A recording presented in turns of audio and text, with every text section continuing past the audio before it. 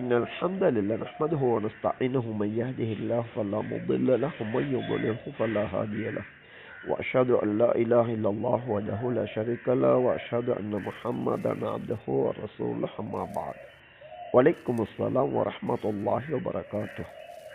முஸ்லிமான பெண்ணொருவர் தொடுக்கின்ற கேள்வி, வீட்டு வேலையாட்களுக்கு அநீதம் இழைக்கும் ஒரு பெண்ணின் மகள் தனது தாயுடன் முரண்பட்டு கொண்டு தாயை விட்டும் தூரமாக வசிக்கின்றார்.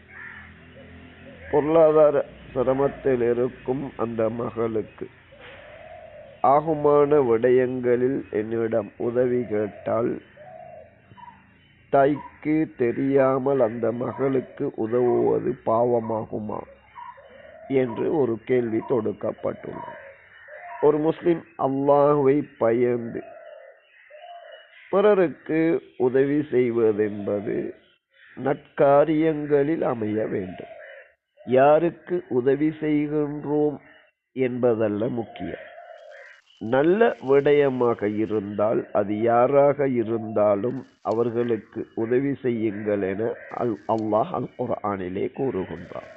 தாயின் தீய பண்புகளால் தாயோடு ஒரு பெண் பகைத்து கொண்டிருக்கின்றாள் என்றால் அந்த தவறை விட்டும் அந்த தாய் திருந்தும் வரைக்கும் அல்லாஹுக்காக இப்படி வெறுப்பதென்பது நற்காரியமாகும்.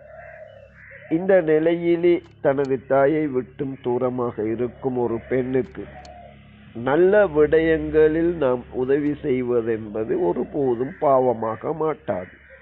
நல்ல மனிதனாக இருந்தால் கூட அவர் தவறு செய்யும் போது நாம் உதவி செய்வதென்பது தான் பாவமானதும் அல்லாஹ் தடுக்கின்ற விடயமும் ஆகும்.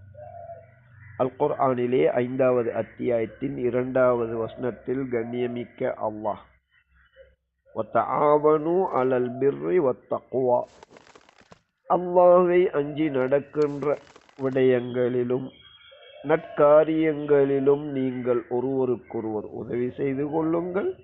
வலா தஆவனு அலல் இஸ்மி வல் உதுவான், பாவமான காரியங்களிலும் பகைமைக்குரிய காரியங்களிலும் நீங்கள் ஒருவருக்கொருவர் உதவி செய்ய வேண்டாம் என அல்லாஹ் கூறுகின்றான். அல்லாஹ்வை பயந்து கொள்ளுங்கள், நிச்சயமாக அல்லாஹ் கடினமாக தண்டிக்க கூடியவன் என்று கூறுகின்றான்.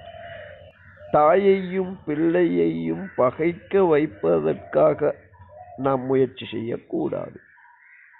அதே நேரத்தில் தாயின் தவறை திருத்துவதற்காக தாயை பகைக்கின்ற ஒரு மகனுக்கு நல்ல விடயங்களிலே நாம் உதவி செய்வதென்பது, குறிப்பாக அவர்கள் உதவி கேட்கும் போது உதவி செய்வதென்பது நற்காரியமாகும். எமது நோக்கம், செயல்கள் சரியாக இருக்க வேண்டும்.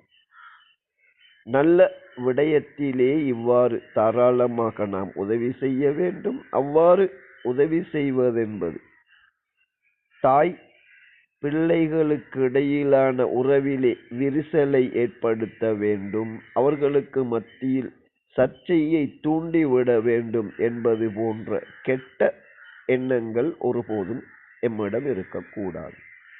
எனவே தாயின் ஒரு கெட்ட செயலுக்காக தாயை பகைத்து தாயோடு தூரமாக இருக்கின்ற ஒருவர் எம்மிடம் உதவி கேட்கும் போது அவரது சிரமத்திற்காக ஆகுமான நல்ல விடயங்களில் நாம் உதவி செய்வதென்பது இஸ்லாமிய பார்வையில் ஒருபோதும் குற்றம் கிடையாது.